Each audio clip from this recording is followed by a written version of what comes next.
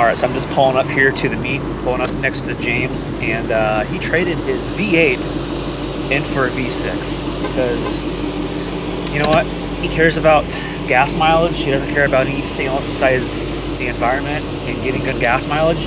Let me show you what we got. Just hang on.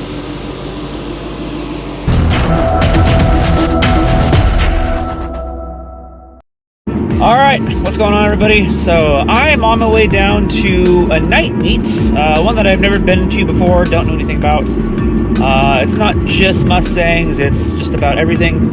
But I guess they do this meets twice a month, I think, like every other Saturday, I believe. And the turnouts have been pretty good from everything that I've seen and heard. So James is going to be down there. We're going to meet James, and I don't know who else is going to be down there.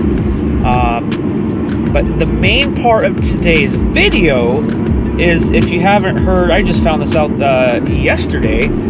So with the S650s, they've only had the Roush blowers, which is a redone Odin blower, but nevertheless, they have the Roush blower, and then they have the Whipple for the S650s. They've now just released, they now have available the Procharger kit. So I want to go over that, touch on that, and give my thoughts and opinions on that, because the power that is going to put down is pretty impressive for just pump 93.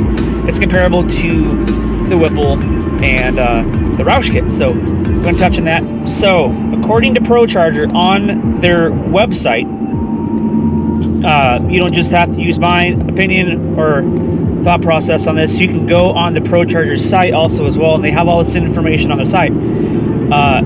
So the Procharger kit with the new S650, 24, 25s, obviously, they're claiming 800 plus horsepower out of their Procharger kit. I want to say it's not the P1SC, I think it's the next step above that. It's the P1X, I think is what they're using to get the 800 horsepower. But how much boost are they trying to get out of that, or claim to get the 800 horsepower? From what they said, it's over 12 pounds of boost. It's over 12 psi. I want to say it's like 12 and a half, like 12.5 psi with the P1X, I believe it is. I got to go back and double check, but I'm pretty sure it is the P1X, claiming 800 plus horsepower on 93 octane, which is pretty freaking awesome. You got the Procharger, you got the Whipple kit, and you have the Roush kit. So there's more companies now that are slowly coming out that are having the ability to unlock and throw a boost on the S650s, which is telling me they're gonna unlock those, I think, relatively soon. But again, I mean, who knows? And that's why, for me, another centrifugal option is great if I decided to get the S650. If you guys have been following me for a while, you guys would know I did a while back. I placed an order on the S650. I did a premium, grabber blue, spec'd it out, same as my car here. But then very shortly after, I canceled it because I was like, I want to tune the car. I want to throw E85 in the car. I want to do this, that, and the other. And you just couldn't do that. And the only option at the time was a Whipple blower. Now you're getting more and more options. You can throw headers on those cars without a tune. You can even put nitrous on them. Not recommended. But all these things you could do and still get a decent power gain out of it. So it's nice that we have options. And I think other supercharger companies and possibly turbo, I can see Hellion, I could see them having the ability here soon, because once 2 and 3 have the ability, then I think multiple companies are going to have the ability to have tunes for the S650, and then after that, I think they will be unlocked, and you can do an E5 tune. If you have headers on your S650 already, throw a tune on those, you'll even get some more power out of it. So it's getting close. I think the opportunity to get a tune on those with any company that you choose is a lot closer than we probably think. Now, me personally, even though I've never owned my own car that had a centrifugal supercharger, I know how they operate. I've been in multiple cars that have them. I like how the power is delivered with the centrifugal supercharger over a Whipple. For daily driver purposes, how it engages, it's a lot smoother. It's obviously it's more turbo-like. Excuse me. I just like the power delivery of those. It got dark because I'm under a tunnel and I'm stuck in traffic. That's why I got dark. So I just like that for daily driver purposes and the drivability of them. I just personally, I like centrifugal style blowers. And if I went on the route of Supercharger, I like that this came out, because if I did go S650, I like to have the option of going now Procharger. All right, so anyone here that's watching that owns S650, what are your thoughts on there's now obviously more options, Prochargers. You have Whipple, you have the Roush. If you're NA, is this a route that you guys are wanting to go? Because if I merge onto I-820. Shut up. If I was S650, I would be pretty excited about this, because like I said, there's more and more companies that are giving the option to unlock for boost, which is awesome. So let me know what you guys think. I think it's awesome. If I decided to go the S650 route, I never closed the door on that. Procharger, I think would probably be my go-to choice. Now, if they had an ESS kit option, I might go ESS, because those kits are fantastic, and they're $2,000-$3,000 cheaper than the Procharger kits. So it would be really awesome to see if ESS jumps on board and they get the ability to unlock ECUs also with the Mustang. All right, so I'm just pulling up here to the meet, pulling up next to James, and he traded his V8 in for a V6, because you know what? He cares about gas mileage. He doesn't care about anything else besides the environment and getting good gas mileage. Let me show you what we got. Just hang on.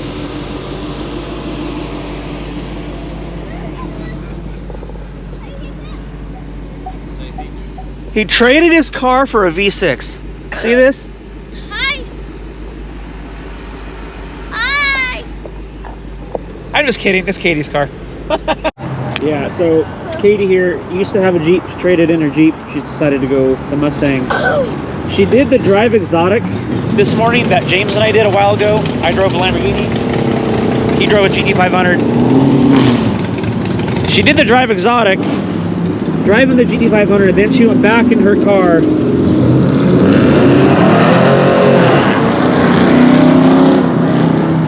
and realized how much slower her car is compared to those cars. So now she wants a GT500.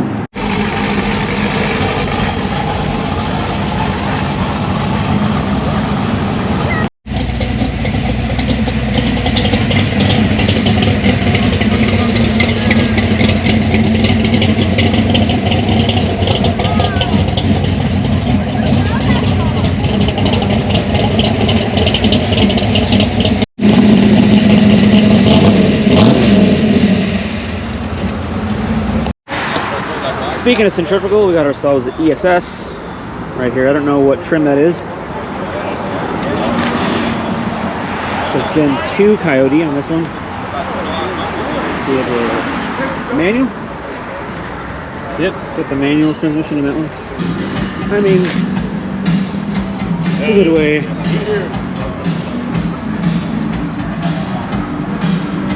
That's how you get some cold air right there.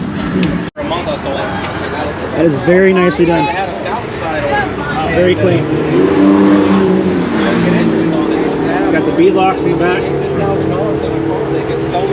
It's definitely not something you don't expect to see. That's clean. It moves. I bet, for sure. You can't buy the motor. Now, should throw a Coyote in that thing. That thing will move. Nice. Now, I'm not too familiar with my Vipers. I don't know what year this is, what generation or anything like that. But I've always liked these. This is super nice.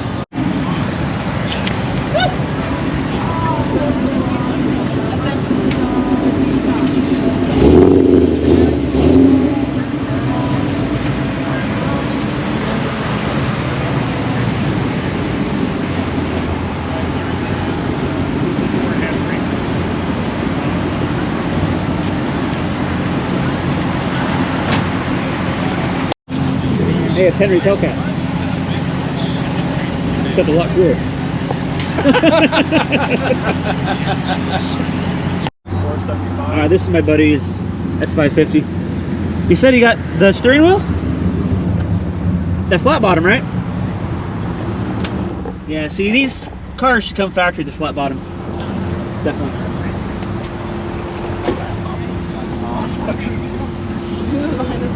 It's really clean. He has the wide body. Yours, I don't think was a wide body. This 1,000 horsepower, bro. Oh, this has 1,000? 1,000 horsepower right here. No bullshit. Nice. Nah, I'm bullshit. He don't got no Okay. one. You said 1,000? Nah, I'm bullshit. I was about to say. Nah, I'm bullshit. He said it's stock, but he said he got like the rear end done and like air intake and shit Stock like that. boost, though? I believe so. Yeah. I go to the track. So I see a bunch of. This is the Supra that was over there at SMG Speed Shop, just down the road from my house, actually. These are starting to grow on me. I didn't like these at first when they first came out, but I'm starting to like them. Starting to appreciate them.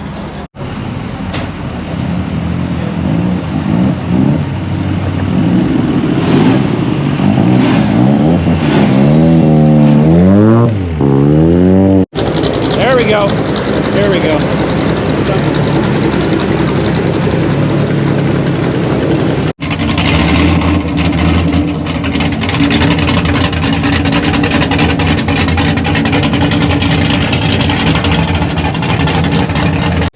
All right, so James and I just left the car meet. It was getting way too packed for the size of that parking lot. So it was just right down the road from my E85 gas station, so I brought my jugs because I knew I was going to be so close. Might as well top off my E85. Look at that price though, $234 for E. That is why I don't really want to switch back to 93 right now because, well, there's lots of reasons, but that's one. But that meet, apparently they do that every, I think that's like every 2 weeks, I think. But the parking lot in the area for that is just so small.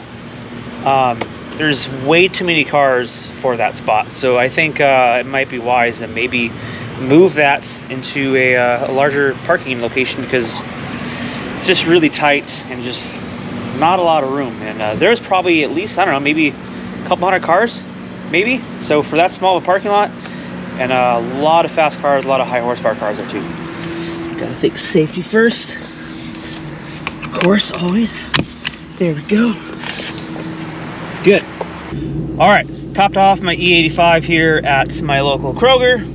So, with how I started this, talking about the Procharger option on the S650, the Gen 4 Coyote. Me personally, I think it is just a matter of time before they get unlocked.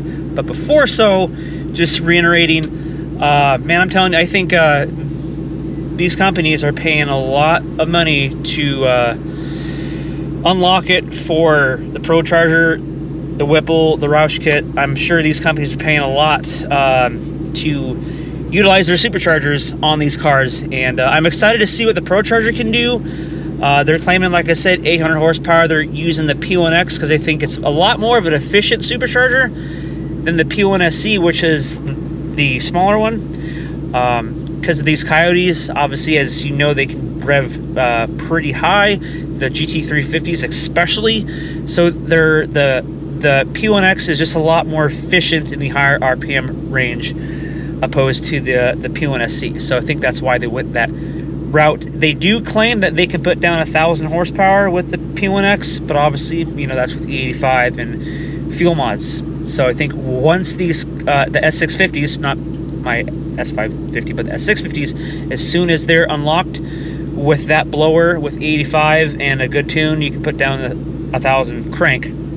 I don't think with any issues with those cars. But on that note, I'm gonna go ahead, I'm gonna close this one out. If you guys are watching and you're not subscribed, please do me a favor, as I always say, hit subscribe if you haven't, drop a like and a comment. I greatly appreciate all of it. And as I always say, I will catch you guys in the next one. See ya, bye.